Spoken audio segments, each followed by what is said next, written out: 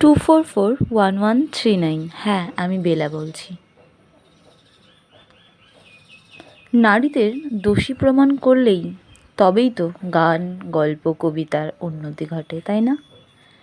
বেলা বোস স্বার্থপর, ছেলে চলে গেছে, চাকরি নেই সঙ্গীর, এমনই এক গল্প গানে লিখেছেন অঞ্জন দত্ত।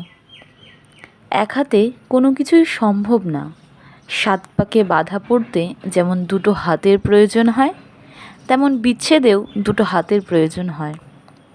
দুটো মানুষের সহমত না থাকলে বিচ্ছেদ হয় কি? তাহলে সমাজ নারীদের একার দোষ দেয় কেন? হ্যালো অঞ্জন, আমি বেলা বলছি। চলো বিয়ে করি। চাকরি পাওনি তো কি হয়েছে, দুজনে মিলেই সাজাবো সংসার, কম রোজগারেই চালিয়ে নেব জীবন।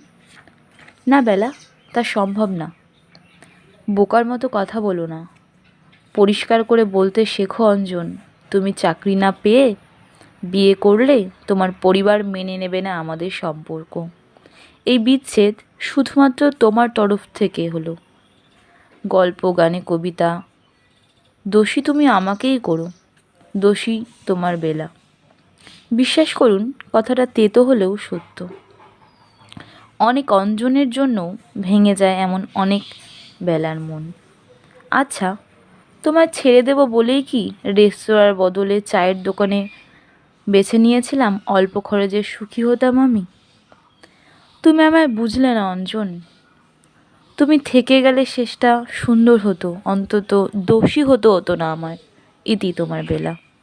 কলমে আমি পায়েল বর্মন। ভুল হলে ক্ষমা প্রার্থী। ধন্যবাদ।